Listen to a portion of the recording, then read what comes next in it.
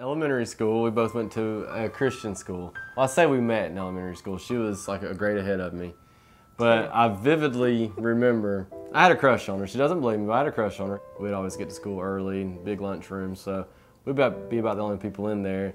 And she'd get dropped off early, and she had this huge lunch box that I vividly remember, because she'd come in, and like my cousin, you know, he'd be like, Ashley, Dave's got a crush on you, and she'd scoot the lunch box in front of her and try to hide behind it, but I don't remember any of this. she claims I think he's making it claims she doesn't remember, but from there on, she went to different schools, and we met up again in college. Yeah. I knew early on, I thought, I'm gonna marry this man. I really had I felt like I had a strong connection with him. Yeah. And I even told him early on that I loved him, and he didn't reply back. It took a little bit longer for me. So right before I had found out I was pregnant, I was with a friend in Atlanta. I remember we were sitting on 400 in bumper to bumper evening rush hour traffic. Yeah. And I had this pain right underneath my jaw.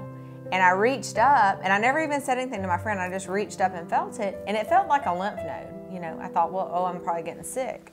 I ended up going to the doctor, and they put me on antibiotics, and it cleared up. And so the next month is when I found out I was pregnant. And then it came back.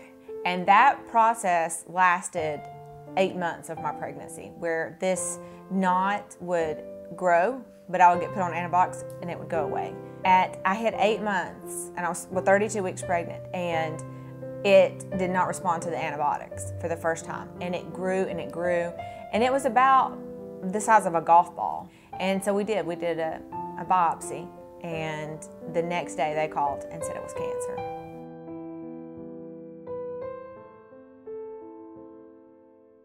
The next morning, my OB was calling me, and we were not even up. I mean, It was early. Very early, and she was like, you're going to come in on Friday, we're inducing you. Yeah. You've got to have the baby. And I mean, I was still sleepy and like scratching my eyes. I was like, whoa, what are you talking about? She said, he's got to be delivered so that you can have surgery. That tumor has got to come out. Looking back, I don't think we ever had a moment to just sit and say, wow, I have cancer. It was just 1,000 things to do. One thing right after another. There was never a moment we just sat down and talked about it. We didn't have time to. So I had surgery the day before Thanksgiving, and the doctor said, well, it's probably going to be about a 2-hour procedure. We got to the OR, and I can remember as I was walking through the hospital, it was daylight outside. And when I woke up in recovery and was being wheeled to my room, it was dark. It was pitch black outside.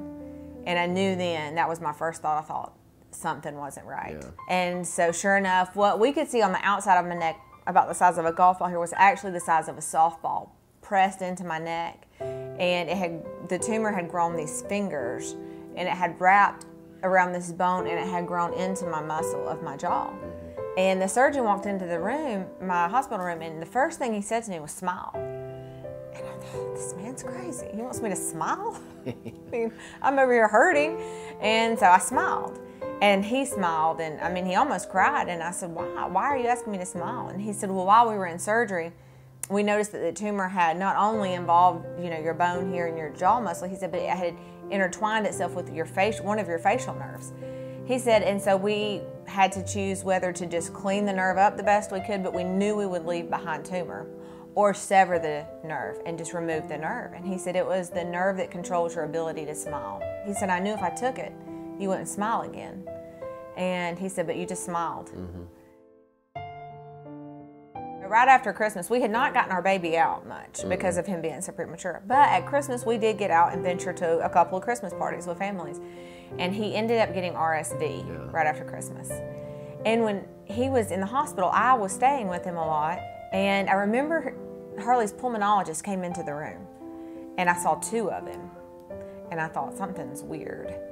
And so we found a doctor right across the street from Scottish Rite. So I was able to get in to see him, and he sent me for an MRI the same day, and he read it the same day, and he said I had a brain tumor. I asked the doctor, I said, well, can we just go in and remove it? We removed this. And he said, no, and I'll never forget, he said, that tumor is in a place only God's hands can go. He said, if I go in and try to touch that tumor, he said, I'll either kill you or permanently disable you.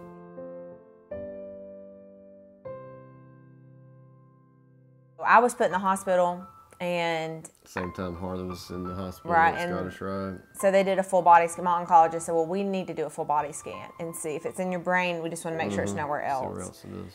And my oncologist came into the room and she said, it's in your lungs, both lungs, and there's a spot on your liver. Yeah. I said, well, what can we do? She said, well, there's nothing to do for your lungs. There's too many tumors.